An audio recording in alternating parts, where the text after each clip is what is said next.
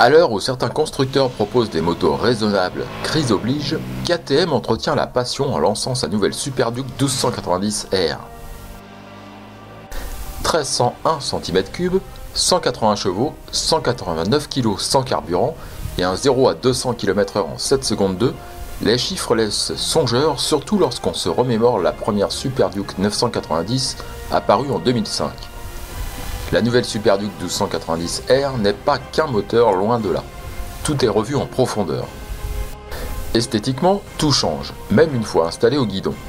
A noter qu'il n'y a qu'une version R, donc avec un cadre orange, la version standard n'est pour l'instant pas dans les tuyaux.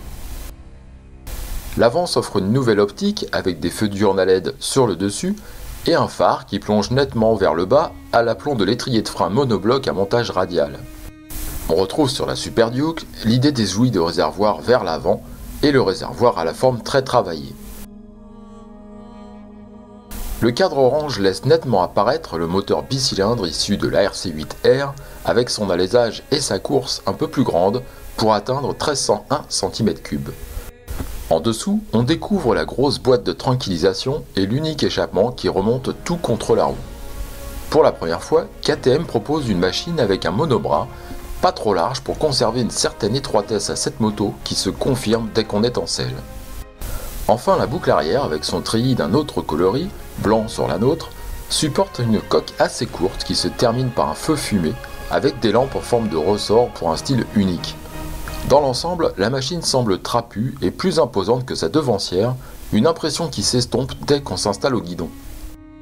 On apprécie de ce point de vue la selle assez étroite et malgré tout confortable qui permet de rester mobile tout en étant bien installé au fil des kilomètres. En dessous de la selle du passager, il n'y a par contre que très peu de place pour ranger ses petites affaires. On relève sur la fourche le réglage sur un tube de la détente et de la compression sur l'autre. C'est séparé et la précharge ne se règle pas sur la fourche. L'amortisseur se règle par contre intégralement.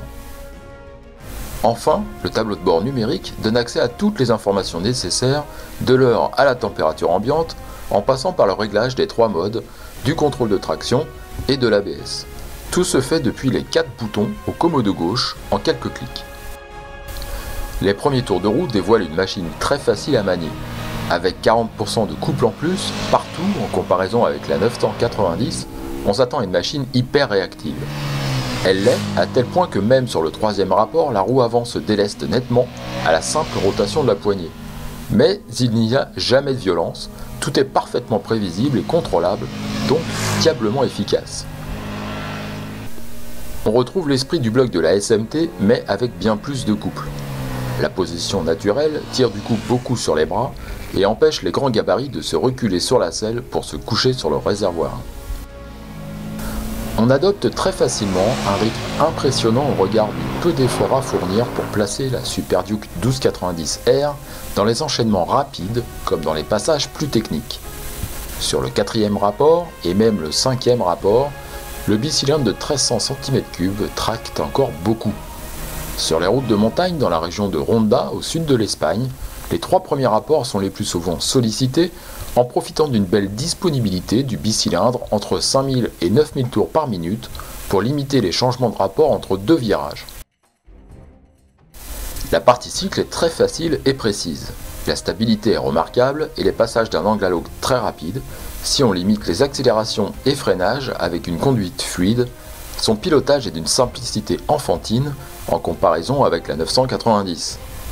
Dans le cas contraire, la Super Duke réclame des bras et on regrette les bottes qui glissent sur les repose-pieds sans caoutchouc lors des freinages appuyés. Vif et assez rond, le moteur vibre sous les 3000 tours par minute, mais au-delà, ce bicylindre est véritablement envoûtant. Le freinage puissant et progressif dès la prise du levier est très finement dosable. L'ABS peut être déconnecté, actif sur les 2 roues ou uniquement à l'avant en mode supermoto. Quoi qu'il en soit, il ne s'est pas déclenché facilement, contrairement au contrôle de traction sensible, notamment en mode pluie, mais toujours très discret. On ne remarque quasiment pas son intervention. On regrette que de passer d'un mode de conduite à l'autre soit assez fastidieux avec pas mal de manipulations. Ce n'est pas très pratique en roulant. KTM nous présente donc une véritable nouvelle moto qui n'a pas grand chose à voir avec sa devancière. Très efficace et réactive, la nouvelle Super Duke se montre d'une homogénéité remarquable. Son moteur vif et rond à la fois est parfaitement exploitable sans devoir être un fin pilote. L'électronique particulièrement discrète lorsqu'elle intervient ne gâche en rien le plaisir et vu l'enthousiasme au guidon, elle n'est pas forcément de trop. À 15 690 €, cette KTM est une machine qui saura séduire ceux qui roulent pour le plaisir et la passion, un véritable choix de vie. On peut hésiter avec la nouvelle Aprilia Tuono V4R ABS ou la plus ancienne Ducati Street Fighter 1100S. De notre côté, on aime bien le moteur explosif mais facile, le contrôle de traction efficace et surtout discret, et l'ergonomie très appréciée. On aime moins la sélection des modes fastidieuse, le nouveau contrôle de stabilité MSC qui n'est pas proposé, et le réglage de la fourche. On termine avec la fiche technique de la KTM Super Duke 1290R, disponible en décembre 2013 à 15 690 €. Sa puissance est de 180 chevaux à 8870 tours par minute, son couple de 144 Nm à 6500 tours par minute, son frein avant est composé de deux disques de 320 mm avec ses étriers à montage radial, le frein arrière d'un disque de 240 mm, le pneu avant est un 120/70 17 pouces, le pneu arrière un 190/55 17 pouces, la hauteur de selle est de 835 mm, son poids est de 189 kg sans carburant, et elle passe le 0 à 200 km/h sur circuit en 7 secondes 2.